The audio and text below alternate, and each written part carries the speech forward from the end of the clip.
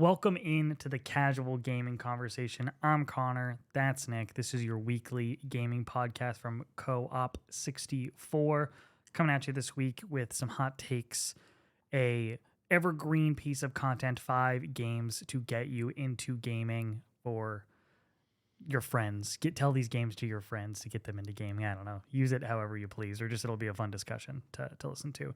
And then we're coming at you with a Pokemon Gen 1 draft. A draft that I am shocked is as hard as it is because, man, what bangers. It's almost like there's 1. Like 141. Is that what? You just showed your ass so hard. How 151. 151. Nick. Okay. Fake ass. Yeah, dude. I'm fake ass Pokemon fan. I was born 10, 15 years. I'm not a Pokemon person, okay? Were you about to say you were born 10, 15 years after Pokemon? Yeah, that's a lie, too.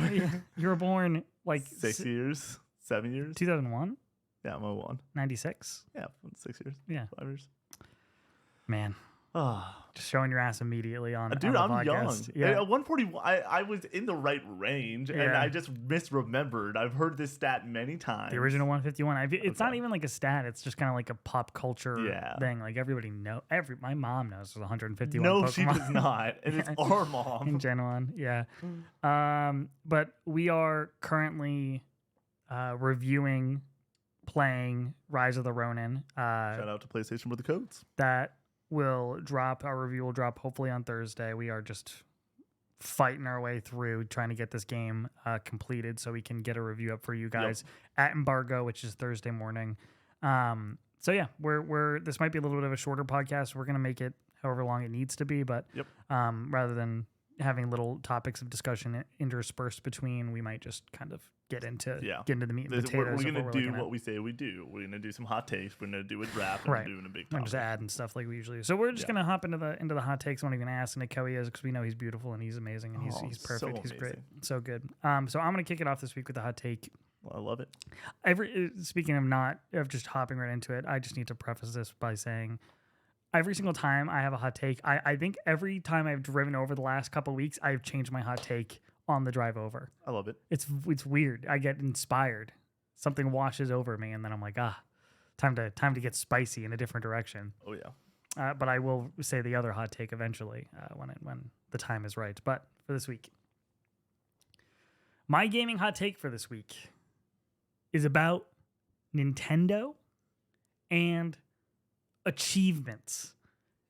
It's embarrassing at this point. Embarrassing for Nintendo not to have achievements on their platform. We wanted it on the Wii U. Didn't happen. We were like, surely it's going to be on the Switch. Nope.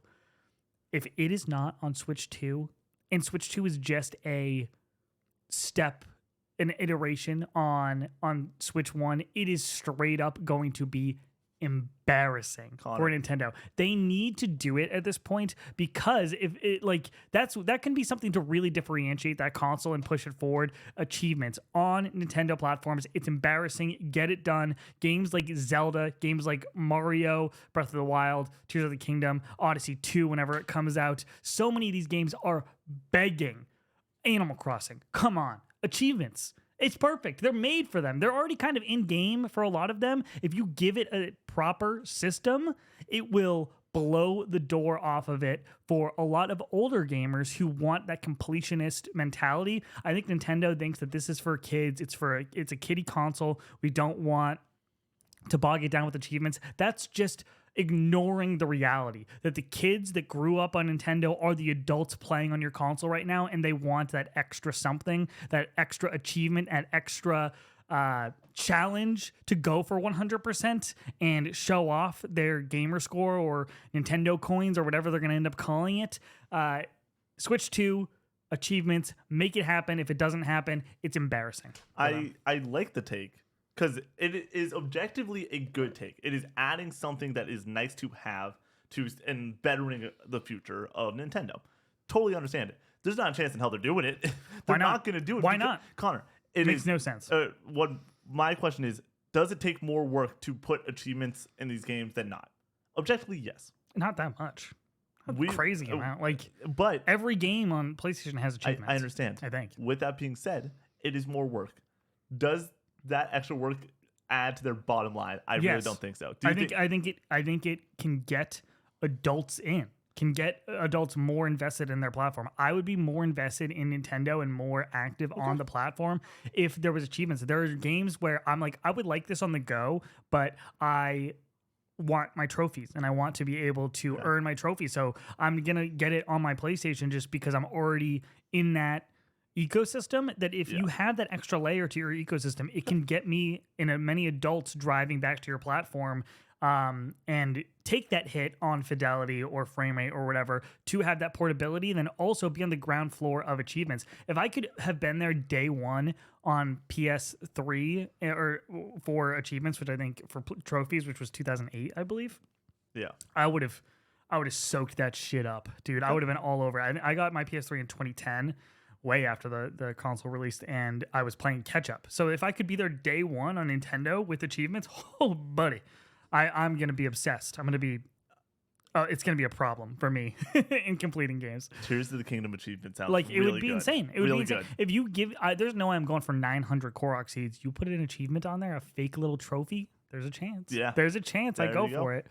But I like it. Yeah, I need it. I want it. It's embarrassing that they don't have it at this point. It's the industry standard. It's like not having internet on your console. It is not like not having internet. And by the way, Nintendo does not currently have internet on their system too. It might as well not. Might as well not, basically. Jeez. All right. Good hot take. I enjoyed that. That's a good one. Connor, my hot take for this week is very simple. PlayStation 5 is going to be the greatest console library of all time. It is going to be the greatest. We were discussing this during last week with the like Desert Island consoles. It comes up all the time on the stream. But what are you going to go with rest of your life? What is going to be the greatest console ever? And what PlayStation strategy has done is to make this console the greatest of all time. Yes, we're going to get games like GTA 6, whatever Naughty Dog's working on, but look what they're already doing. They're getting the greatest hits together. They're forming the Avengers of if you want a console, this is the one to get. You have the master versions of The Last of Us Part 1, Part 2, the greatest stories ever told in gaming. You have a remade version of Final Fantasy VII that is up-res, and you have Rebirth, which is my favorite game of all time, but also one of the best open-world experiences out there with the best characters in gaming. You have bangers like Spider-Man 2, God of War Ragnarok, Forza Horizon that looks great. Third party, it is all there. What's one of the greatest horror games, if not the greatest horror game of all time? Resident Evil 4, great remake of that on that system. Dead Space, great remake of that on the system. Alan Wake 2, holy shit, what a game. Boom, it's on there. Final Fantasy 16, exclusive, on there. What they've done is they've built out a library of new games that are the highest degree of games. And then they have now gone into their back catalog and they're up-resing a lot of these bangers from the PS4 generation.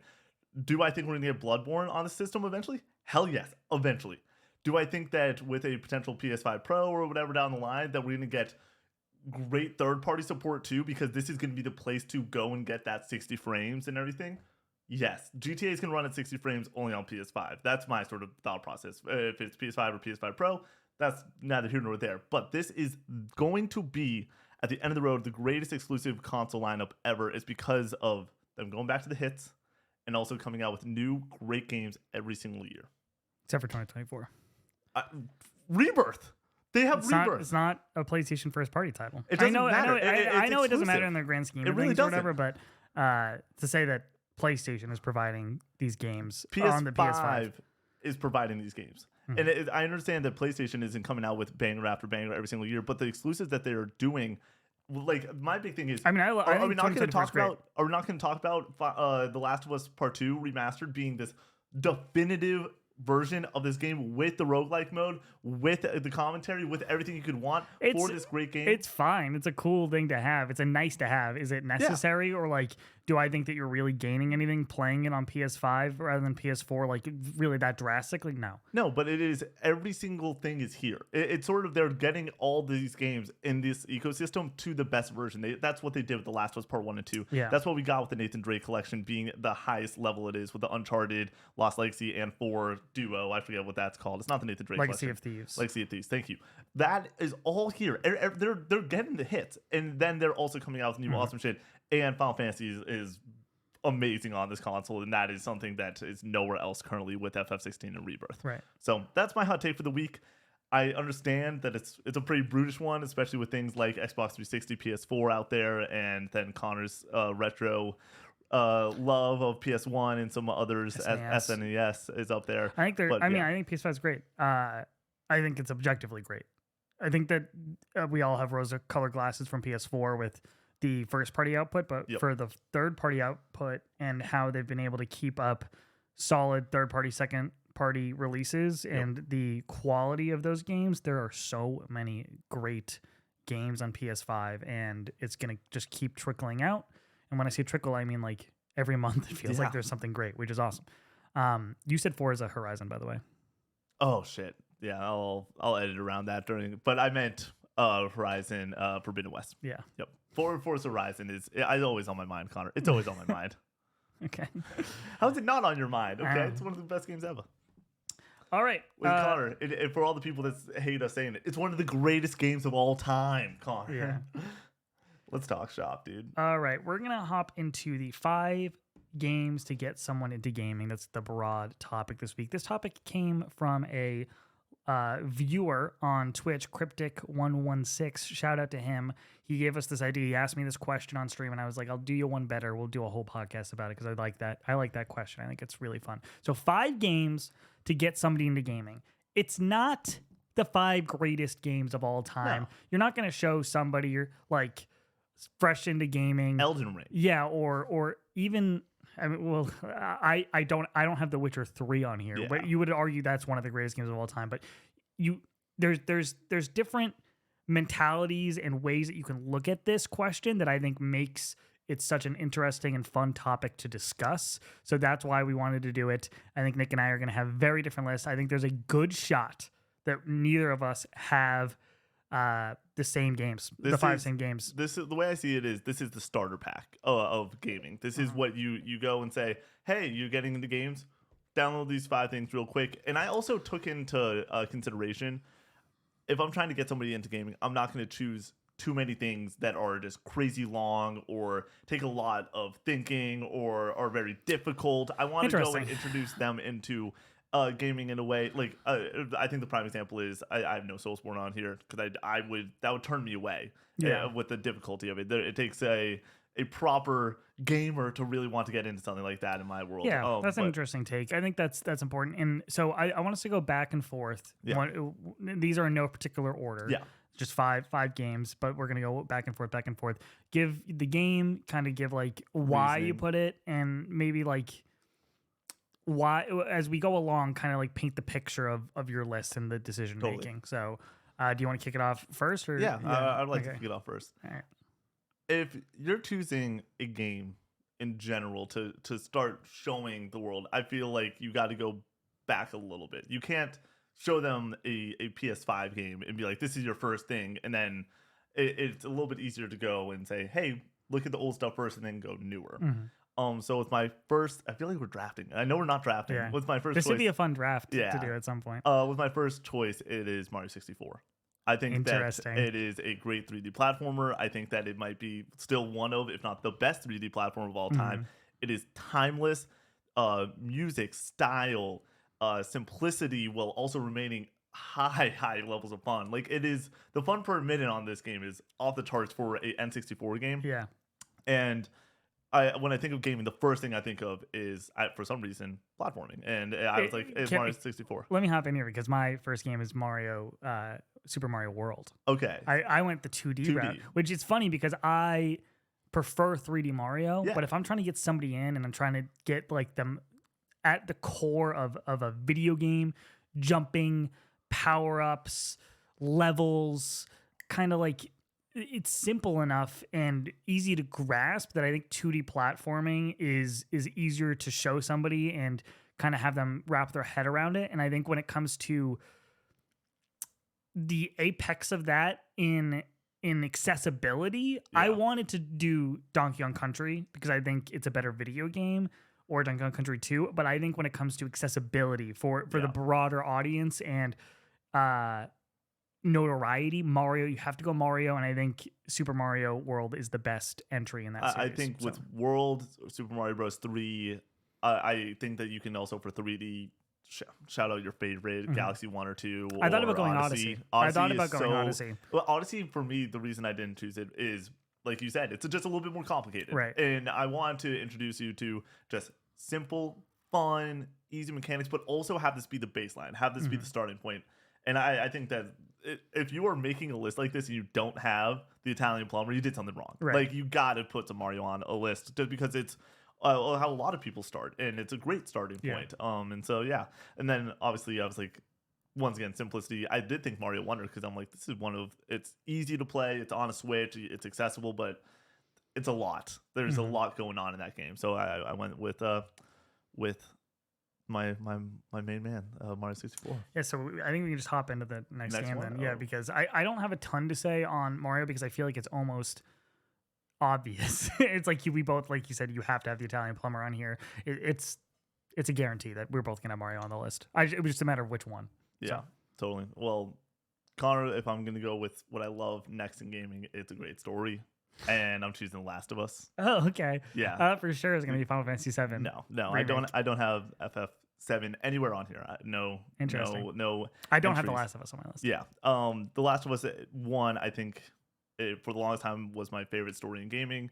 The Last of Us 2 just amplifies it. I think that showing off The Last of Us 1 and saying, hey, this is what gaming can be from a story standpoint, the maturity of the game, the depth of the themes, the storytelling being a zombie trope that gets taken so much further just because of the characters, I think is the top of its class. And when I think about getting somebody into gaming, if our parents or if I started dating someone that really wasn't into it and she asked me what should I play or something like that, I do think most likely my answer would be, hey, play The Last of Us. It is 10 hours. It's short. You can bump it down to an easier level. It gets great shooting mechanics. Like, it's not perfect shooting mechanics, but it's also, you got crafting. You got this world building that is like going cross country on this grand adventure. And like I said, storytelling and characters is what Naughty Dog does best. I also think that it's almost like, dude, you gotta have a Naughty Dog game on your list. Yeah, it's interesting because I think the only reason I would pick The Last of Us over Uncharted 4 is because it's the fourth entry. Yep. I think it's way more accessible and enjoyable to a broader audience, generally speaking. Uncharted 2 or 4. I think I would go with an Uncharted game, though, Interestingly enough, a bar for this was thinking about our father in a lot of ways, of just like he doesn't play games, but like he every now and then will get like sidetracked. Uncharted 4 is the game that I sat down and got our father the most engrossed in, like where I was playing it during a winter break for I think the third or fourth time. I just really wanted to play it, a great game, and our father stood next to me for like 4 hours. Yeah. And he was just watching and going on his phone every now and then, but like I would like look over and he would be watching pretty often. Interestingly enough, I played The Last of Us in the house multiple times. He's never sat down. Because never they're gave swearing a shit. in it. They're swearing, but Nathan Drake's cool and fun, and Joel is serious, brutish and intense. So I think that there's definitely a sense of you need to give some warnings. Hey, that this is a heavy game, but this also shows that gaming can be immensely heavy with its themes. Yeah, I would say for the parameters for this, you were talking about dad and like kind of who this list might be for. I think a good idea would be like a 16-year-old. Yeah. Is like somebody who's never played games, but like is mature enough to like kind of understand them. Like I'm not talking about like a child. Yeah, totally. 'Cause I'm not showing a child The Last of Us. So like 16, 17, I feel like that's a good frame of reference for kind of what we're looking at right but here. like I said, I'm going as broad as humanly possible with it though. If Grandma 64 showed up and wanted to play something, I would put her on the stakes for some Mario 64. Throw them in a Mario Kart. And just see what happens. We totally could do that. We could be the first ever channel to get both our grandmothers together, have them play Mario Kart, maybe eat hot pepper. Dude, we got video That's ideas. definite. If we gave our grandmothers hot peppers, they would die on stream. It'd be GG's for them. It would be over. Press F. Yeah. Oh man. All right. I'm pivoting on where the order that I want to talk about these games in my mind. I had The Last of Us as my fourth game listed, but I'm trying to also think about the one I'm talking about. So for my second game, I'm gonna go with Mass Effect 2.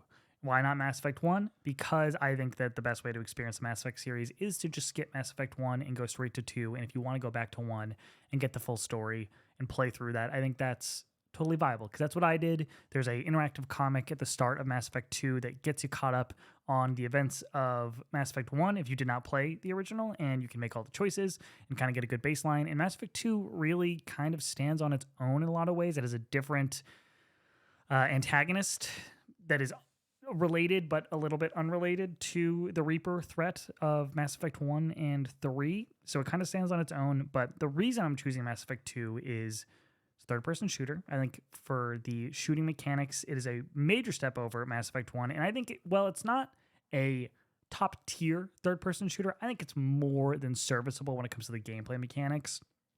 So with that in mind, I think that it paints a good picture of a AAA third-person action shooter game. So there's that.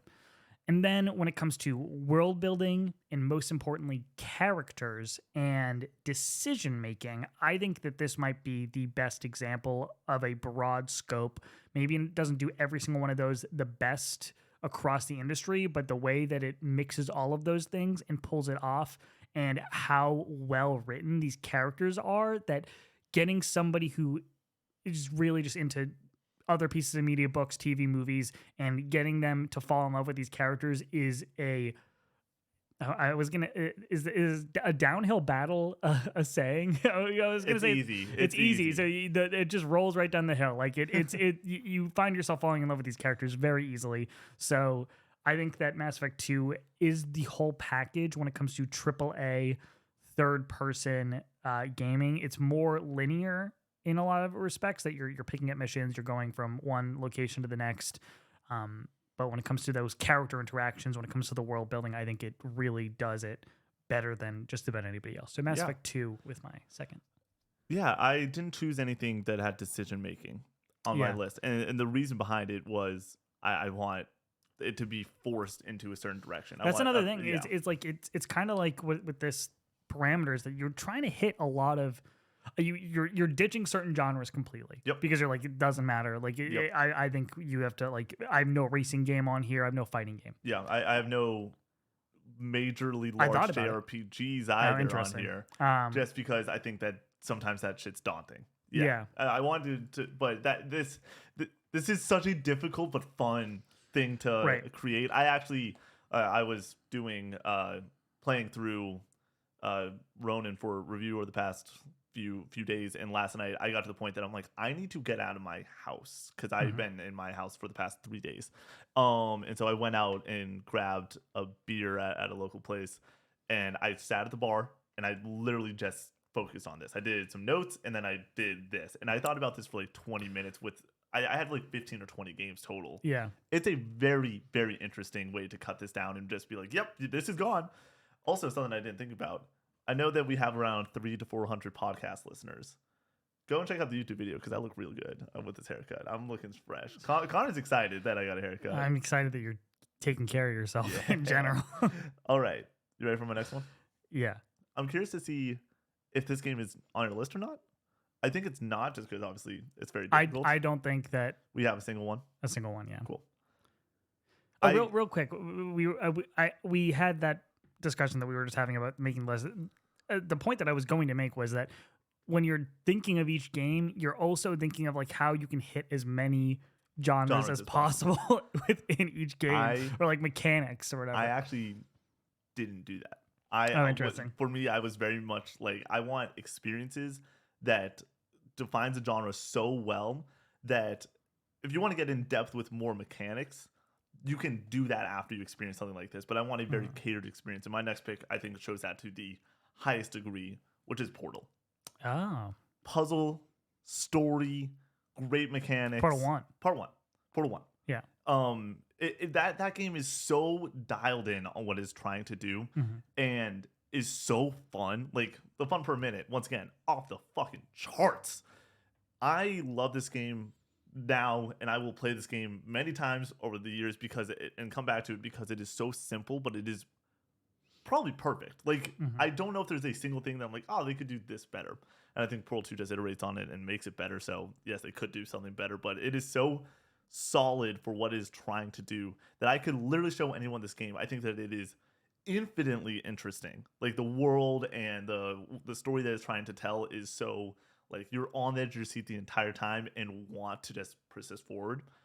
Alongside it, the mechanics, alongside it being a puzzle game, which obviously there's so many array of puzzle games, but I think that it's a puzzle platformer too. So that platforming mechanic is done so well that you can understand any platforming after you do a Portal game.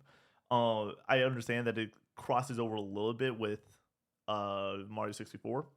When it I'm comes not to platforming? yeah, but I'm not worried about that because platforming is It's such a. I don't even consider it a platformer. I know that Yeah. we did that top 10 list and they included Portal 1 and Portal 2 for 3D platformers. I don't agree with that Yeah. at all. It's a puzzle game. And- It's a game that makes you think, Yep. not only when it comes to the puzzles and using the portals, obviously, but also about how it can function when it comes to environmental storytelling. Totally. And you get out what you put into it. Yep. If you search and find those rat nests, I think is what they're called Yeah. in the game, and start piecing things together, that it's something that video games are so good at being singularly unique in that like it's really impressive that like only video games can do that kind of environmental Totally. storytelling, where if you want to dig into it, you will get more out of it. And that's kind of, it's like reading the appendix or glossary of the Lord of the Rings Yeah. books or whatever. Like if you want to put in that extra work, you're going to get more out of it. And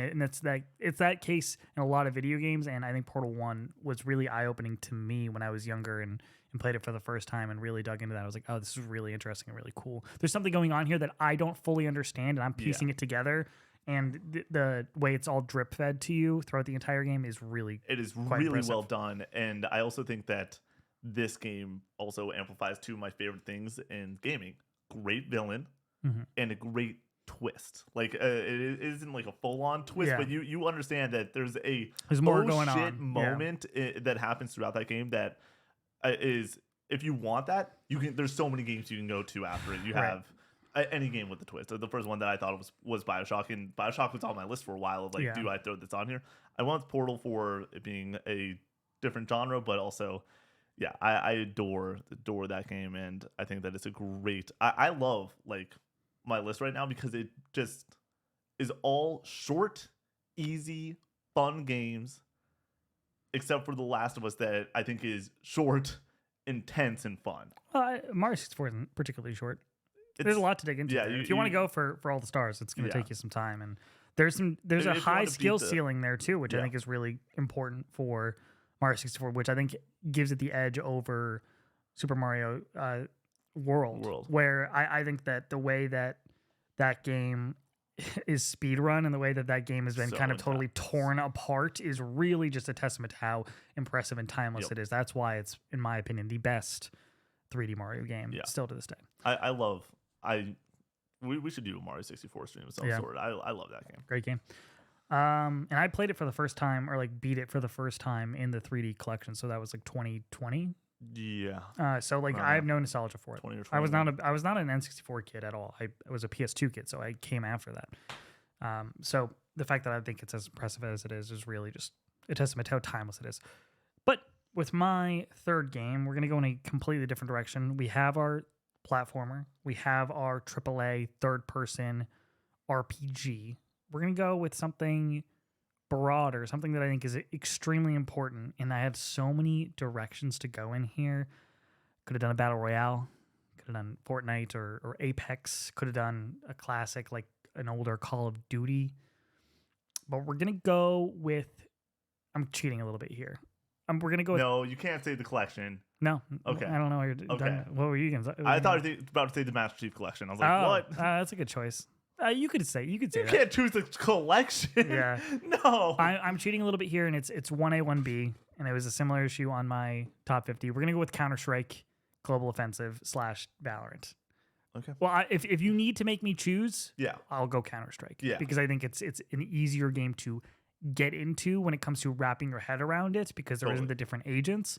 But when it comes to first-person shooters, I think this is the apex of, and not Apex Legends. I think this is as good as it gets when it comes to raw core mechanics, and it has a lot of what the tent poles of sports that I think are easy to wrap your head around. This is the first game, Valorant's the first game that I got into esports on, and it's because of this that the comebacks, the upsets, the strategy, the tactics, the plays, like all of these ideas that are in sports can translate over to Counter-Strike and Valorant in a way that blew my mind. The way that you can get into somebody else's head and tilt them and utilize brain tricks to make them think you're going to one side, but you're actually going to the other side. We'll QB sneak this. We'll make a lot of noise over on A, but we're actually going B. But actually, we're actually wrapping back to A. We're gonna cut sound on A.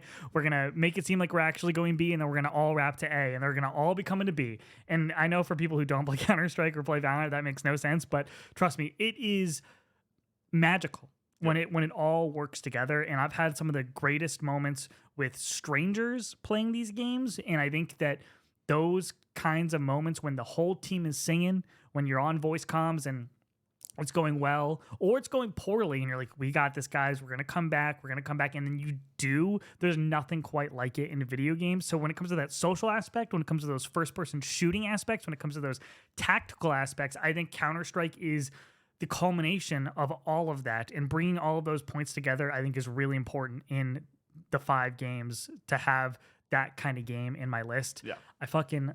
I could gush about Valorant and Counter-Strike every day for the rest of my life. It's my most played game, Valorant, and I think that the reason is that every game is different. Every single time I boot it up, I feel like I'm getting something new and interesting out of it, whether it be the most tilting and horrifying experience of my entire life where I'm getting absolutely dog walked by the other team, but you're learning, you're gaining something from that. It'll teach the new player that there's ups and downs.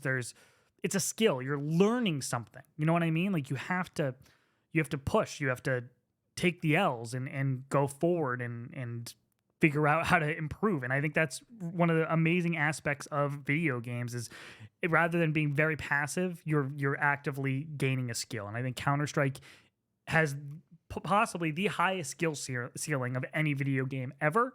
And the people who have been playing it for the last 3 decades at this point, like they know they've been in it, and the fact that they just keep coming back for more and for more and for more with every iteration and every update is just a testament to just how excellent these first-person shooters are. So.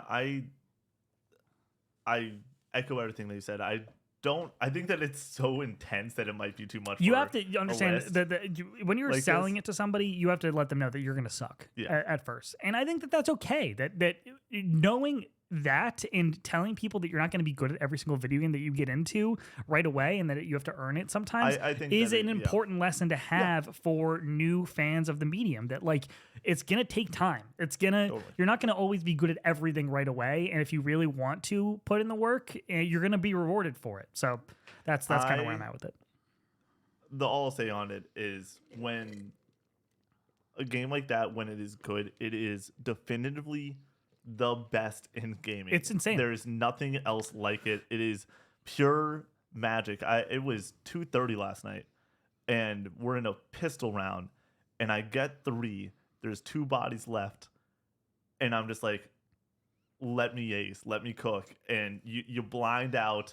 You see one, you tell your buddy to go and like peek, so you are able to go and draw their fire, look over there, and then you pop one in the head, you swing up, you pop the other, it pops up ace, and like this is when you win a 2v5 or some crazy situation like that, or you come back from a 9-3, or there's nothing else like it. There's nothing better. When it is good, there is nothing better. I completely agree. I've finished games with randoms before, and I've been like, this is why I play video games. Yep. I'm like, this is like you're coming together and you're meeting amazing people, and like you're having these moments where like the boys are buzzing with these random people that I don't know, and the tactics were on fire, the comms were flowing. Yep. You're calling like it's just so good. Like I could really gush. I know that Valorant gets a lot of flack, and deservedly so.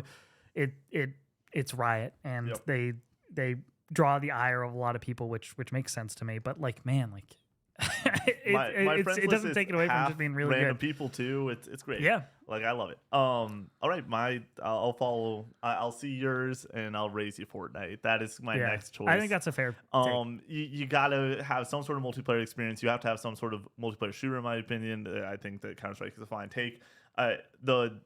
It really, in my opinion, comes down to 4 things. You could go with Counter-Strike/Valorant. You could go with old Call of Duty, MW2 or BO2, whatever, pick your favorite. MW1. You could go with Halo, yeah. Or I didn't even think of Halo, but that's a great point. You can choose Fortnite as the definitive greatest battle royale experience of all time. It's the greatest battle royale experience. Yeah. Whether I'll stand on this for the rest of my life as somebody who's a lapsed Fortnite player. It is one of the most impressive things that's ever happened in video games ever. Like it made so many new gaming fans and introduced so many people to video games and became this cultural phenomenon. And the idea that it sucked and has always sucked as if we didn't all obsess over it, and the player count hasn't just continued to go up and up and up and maintain at the very least at this point and persist and become this cultural thing it's objectively a great game. Prime Fortnite 2, and the best part about Prime Fortnite, whenever you say Prime Fortnite, everyone thinks, oh, it's 2018 Fortnite. Yeah. No, Prime Fortnite is the moment that you have you and your friends together.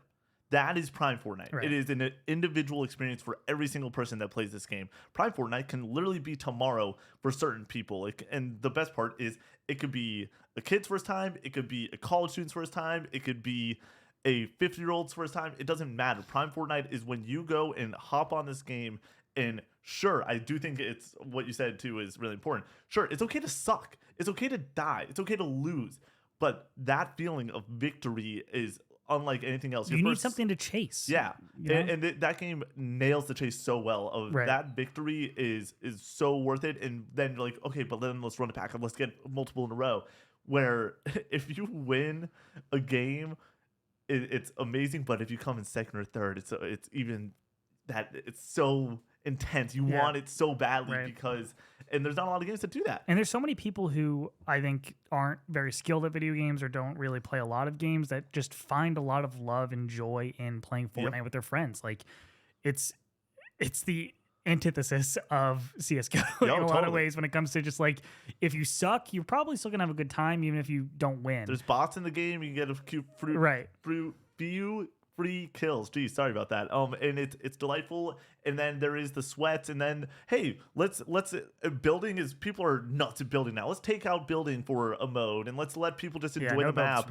And no builds was completely impressive. And then like, for this game to go and have the run it did in 2018, 2019, extremely impressive. For COVID to come around and then them have creative mode and things like box wars and 2v2s introduced and everything, it is so impressive. And then now we're in its current iteration with Fortnite Festival and Rocket Racing is what it's called. It is extremely, it's a platform now. It's a platform. It's well beyond what it once was. But to really just get to the crux of what the battle royale is and that what you really think of when you think of Fortnite, it is magic. Like it is truly magical, and I adore it. When we shot a podcast, 2021, we did our top 10 games ever, our personal top 10 favorite games, and Fortnite was in my top 5 because I still think it's my most played game, even though I played probably 300 or 400 hours of Valorant. I think I played around 500 or 600, maybe even 1,000 hours of Fortnite. I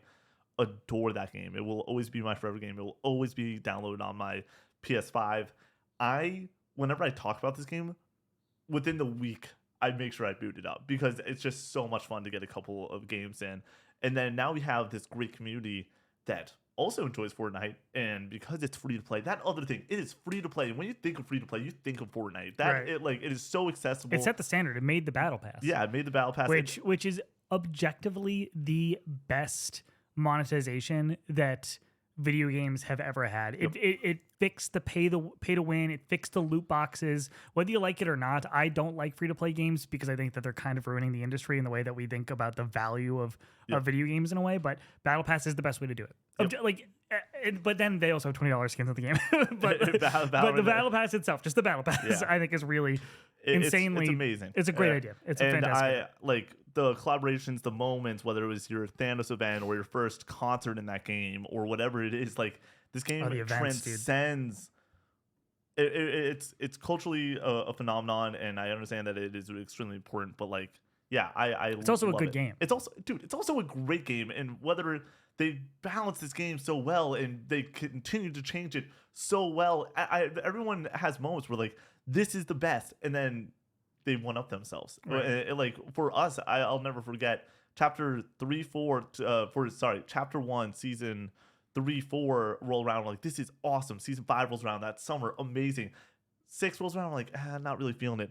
But for me, peak Fortnite will always be season 1, chapter 7. You have the airplanes, the winter season, and it's you, me, and a bunch of our friends. Yeah, dude, I played so much. Playing. It was a problem. Playing 10 hours every night, and it's a story. It was literally one more. It's a story that I will go back to for the rest of my life. It is 11 o'clock, and I didn't have like an official bedtime, but like it is very much, hey, like by midnight be asleep. You gotta wake up at 6:30 for school. Yeah, I'm in high school. I'm in college. And Connor and Brady and some of our other friends, the rule was if you win, you gotta stay on.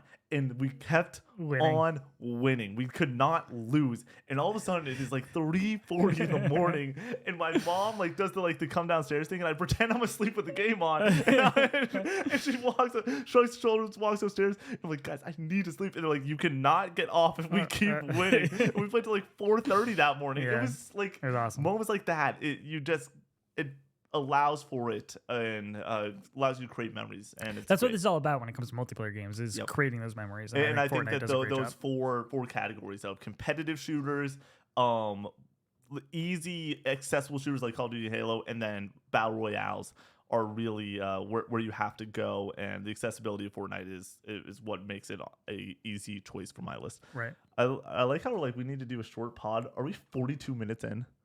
Does that say recording for 42 minutes? Yeah. Holy shit. Right. It won't be 42 minutes for what they're hearing because we have to cut out some of the start. But it's still, it's not short. Ready. For my fourth game, yeah. My fourth game, we're going with the JRPG flavor here, flavor of the week. And there was such a broad, amazing genre. Connor, it's so easy. You pick the game with the best characters, music, and all of gaming. Come on, do it. We're going to go with Final Fantasy X.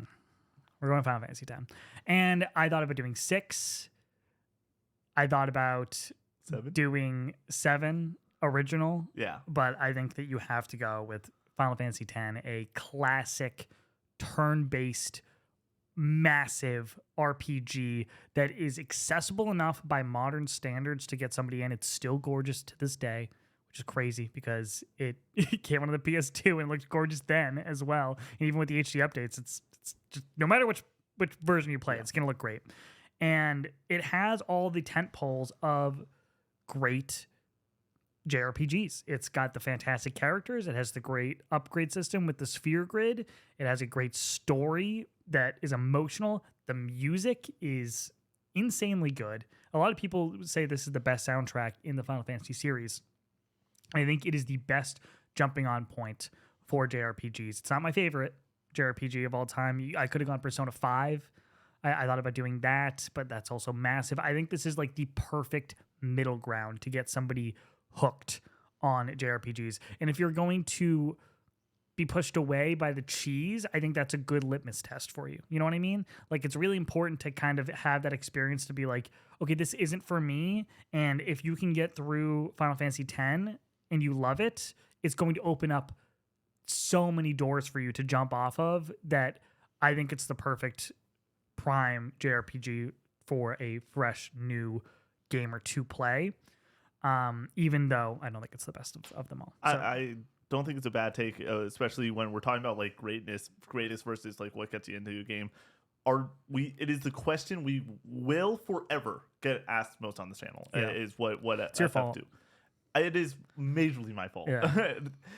Connor, I don't know if words can fully describe how elated I am and also sad I am that I am done with this Final Fantasy stretch on stream. Like, it is something I'm going to cherish forever. I think we're just going to talk about Final Fantasy VII Rebirth, which I finished last night, just real quick. Yeah.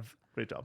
I have complete Final Fantasy VII Rebirth post depression. Like I Yeah. don't know what to You do. just it's all you can think about. I don't know what to do with myself. Yeah. Like I can't believe it's over. Yeah. Like I've been playing it for 3 weeks, just basically nonstop. Every free moment that I've had, just busting through that game, and It's over. We're gonna. Speaking of which, I can't wait. The fact that we have to wait to do 4 years oh, to yeah. the next one, we will do a spoiler-filled Final Fantasy VII Rebirth podcast. It will be one of the things we promised content-wise was a bonus casual gaming conversation every quarter. Right. We didn't ever say this, and this still might change. This might not always be the case, but we're like, oh, this is a great excuse to just do a spoiler-filled podcast because we really like this is a game that is best discussed spoiler-filled for sure. Right. So yeah, that'll come out in a couple of weeks. It just needs to come out before the end of March to be in this quarter. Anyways, all right. Your final game. My final game. With my final game, had to what? Interesting. I'm very interested to see where you go. I don't have any open world games on my list, so I got to get an open world game on there, and I'm gonna go with something that's accessible, fun, and really just nails the genre of what excites you for an open world game. I'm gonna go with Tears of the Kingdom. Okay, I thought we might say the same thing. Tears of the Kingdom. That's a great choice. It's a great choice. It's so damn good. The crafting tools in this game elevated from Breath of the Wild while also maintaining it being easy, like in super like anyone can pick up the sticks, whether you're our father or a kid or grandma or a 16-year-old or Brady. I don't know. A great litmus test for this is Laura's first like major. She was a Pokemon and Animal Crossing. She was never like a big like RPG or like anything like that kind of fan, and I got her Breath of the Wild hooked. Yeah, so. It's a game changer, and this game just allows for you to do what open world games will do for the next 50 years, which is try to capture the magic of you want to go over there, go over there. You want to go and do this, this captured your eye, go over there and do it. Like that magic that you feel while playing Breath of the Wild or Tears of the Kingdom. Either one's a great take. Tears is, I think, a better game just because it's additive to what Breath of the Wild already presents. I think if you had not played Breath of, like my argument has always been, if you have not played Breath of the Wild, play it first. But also like Tears is the better game if you have not played Breath of the Wild. Whereas I think the magic of playing Breath of the Wild and having that experience for the first time as somebody who has played a lot of video games and has like some sort of context, like Tears of the Kingdom didn't hit as hard just because it didn't feel as magical as stepping into that world for the first time as I did with Breath of the Wild. But if you've never played a video game in your life and you're going to start with something, I think Tears of the Kingdom is the correct answer there between the two, for sure. And it's the correct Zelda, in my opinion, as well. Yeah, I will go over my list at the end just to check it off, like, and explain reasoning a little bit more as a full list now. But I'm going to kick it to you for your last game. I also went open world as well. And it's very interesting because, like, there's so many great open world games. I thought about doing Red Dead Redemption 2, but I feel like that's too daunting and slow and not for everybody. Yeah. They could have done The Witcher 3, like I said earlier, but kind of a similar issue. So you're going with Elden Ring. A game that I think that just about anybody can get into. It doesn't have a huge difficulty curve by any means, but it has a lot of the staples of like your Ubisoft checkboxy open world type games. Say it. What do you think I'm going to say? I know you're not, but I wanted to say FF7 Rebirth, dude. Rebirth. Don't say Skyrim. Yeah. That would have been a good choice here as well, but there's also another... Are you choosing what I think you're choosing? I'll say it now. For my final game, I'm going to go with Ghost of Tsushima. Oh. I thought you were going to say Minecraft, which also was in my top 10. How is that a checkboxy game? I didn't think about that. I was just thinking open world accessible game. Sorry. I think when it comes to a lot of the accessibility stuff with the foxes and the birds, it has changed immersion in video game open world design for forever and for the better. I am seeing it obviously in Final Fantasy VII Rebirth and other games that are coming out around this time with immersion stuff for open world aspects that I think is really fucking awesome. And when it comes to the checkboxiness of it, I think that nothing is too overwhelming, but all enjoyable. There's stuff to do that you always want to do, and exploring this world and how beautiful it is and experiencing the characters. It's really maybe the most accessible apex of open world game design that I've ever played, where it might not be the best open world game ever or exceed way higher than anybody else in a specific area. But when it comes to putting all those pieces together, I said this for another game, but it's the same example here. It's about putting all those pieces together for a new person. I think that Ghost of Tsushima does everything pretty expertly. So cool. Let's run through the list real quick. For me, my list is Mario 64, that platforming flavor, open world, Tears of the Kingdom, story and characters, The Last of Us, puzzle, Portal, and atmospheric, and Fortnite for shooter, battle royale, and memories. Mine was Super Mario World for platformer. It was Mass Effect 2 for RPG, character-based choice decisions, world building, enemy types, lore, Mass Effect 2.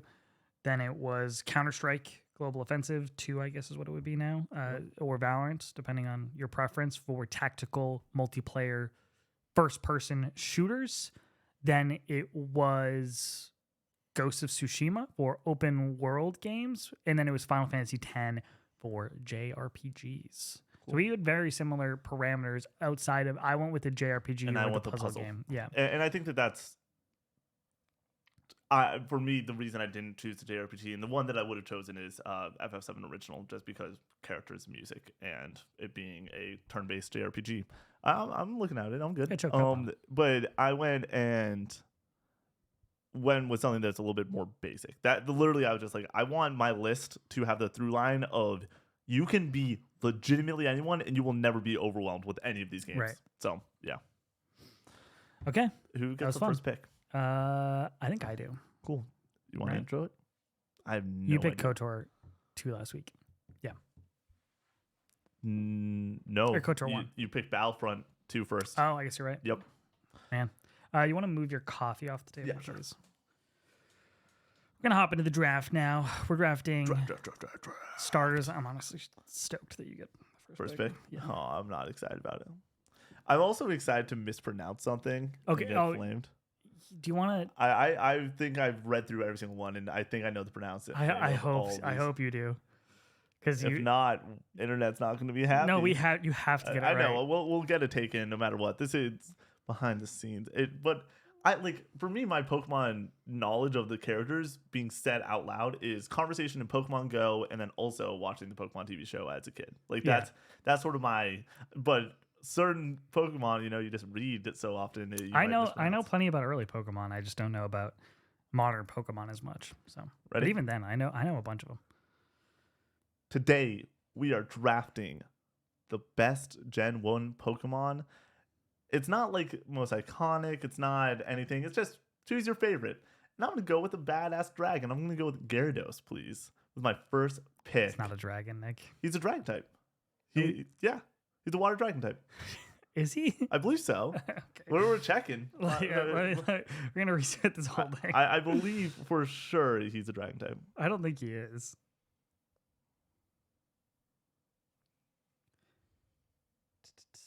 Dual type water flying. Oh shit. Okay, it's not dragon type. Maybe lock in on the type. Okay, I maybe don't say the type at all.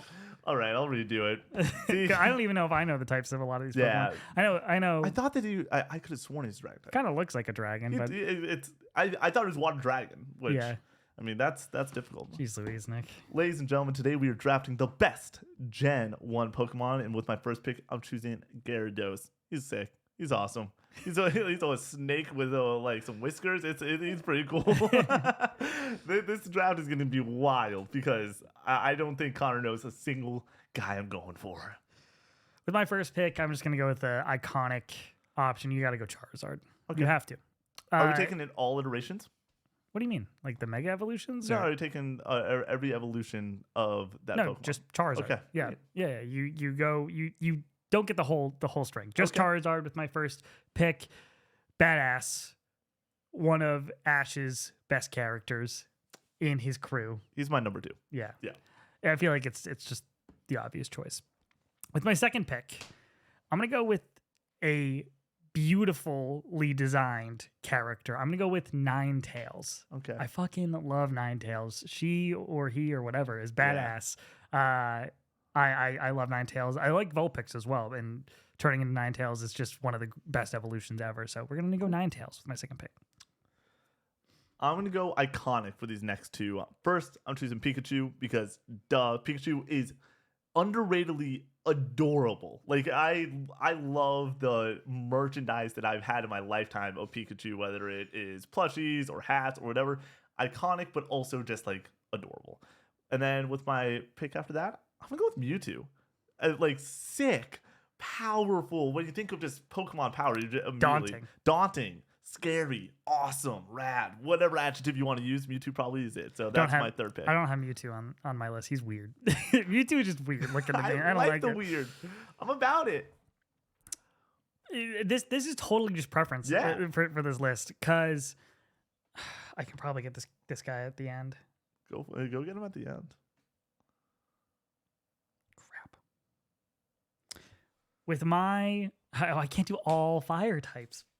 Yeah, you can. Connor is so involved with it whenever he's drafting. It's something that I do not care about at all. Yeah. As you can see with the Star Wars draft, just choose what's the next highest. I don't care about like building out a roster. I just choose my favorite or best or whatever. With my third pick, I'm going to go with Zapdos.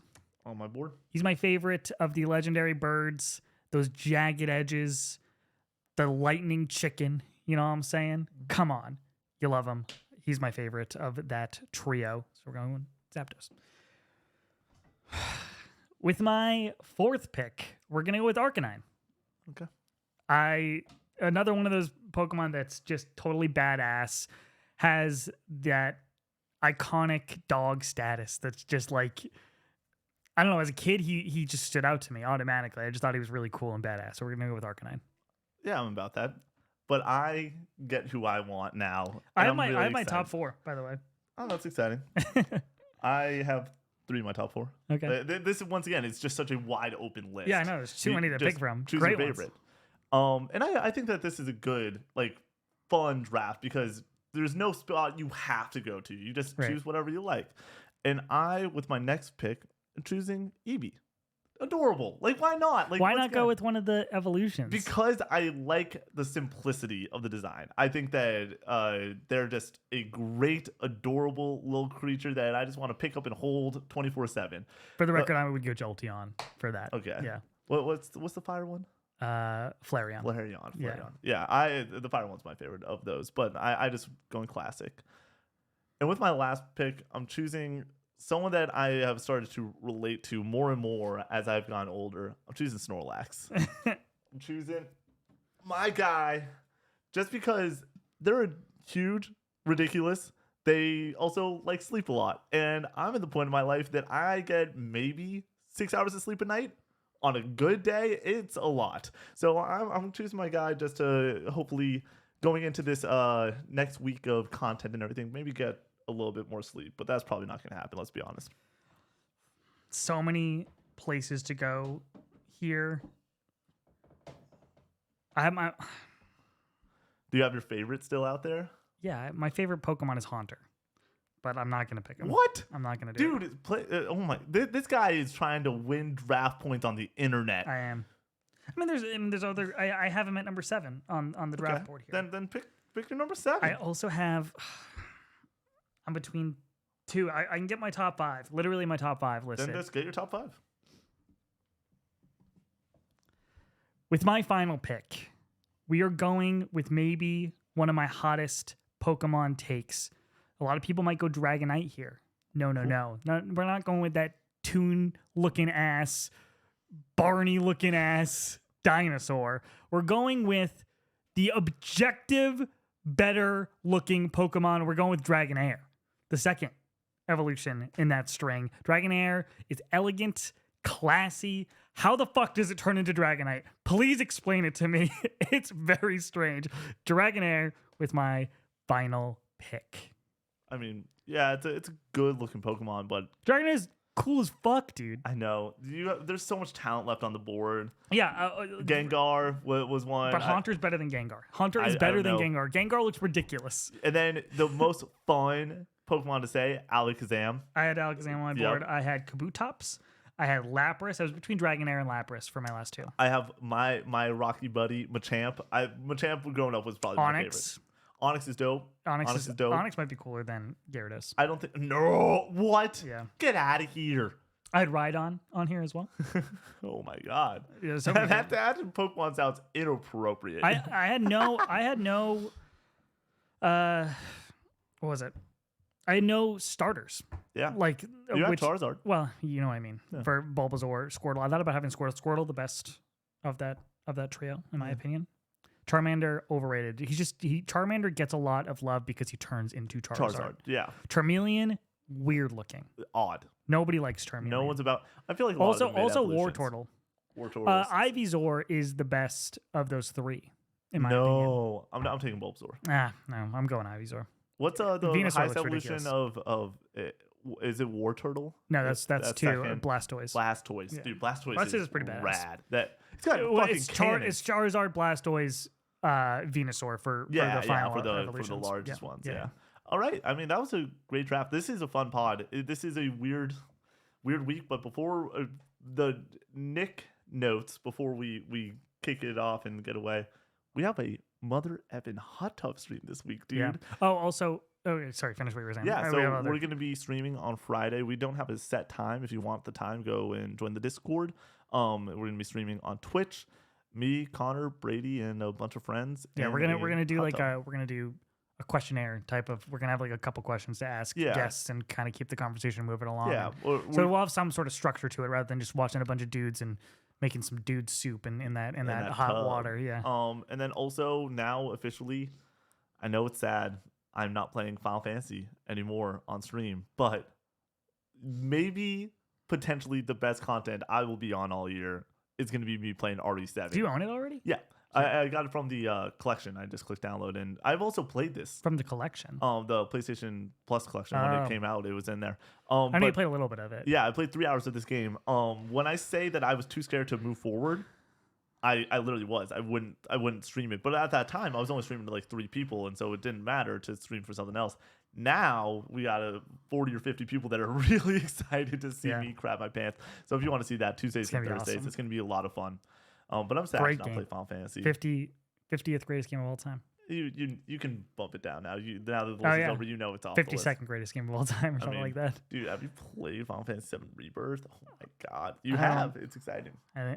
I'll give my full review on that in the coming weeks. Notes for the next podcast will post on Thursday. Yeah, that'll be our Ronin review. That's gonna be exciting. Yeah. So for next week, there will not be a podcast on Monday. You're getting 2 podcasts this week.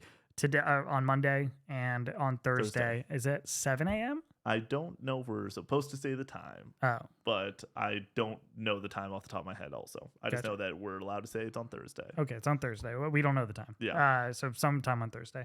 So Thursday for that review, you'll get an early podcast, but you will not get a podcast the next week. Yep. And then... but real quick, this is something that we have said a bunch of other places.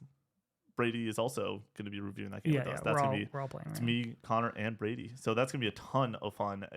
Obviously, the Helldivers review. I was going to shout out to PlayStation for that code and everything. But the Helldivers review was a ton of fun with Brady. 3-person draft will return. This week is stressful, to say the least. We got a lot of shit happening for the team. All right. That was your casual gaming conversation. Check us out on all our socials. Check out that link tree in the TikTok page or wherever you can find it. That gives you access to everything. Peace out, guys.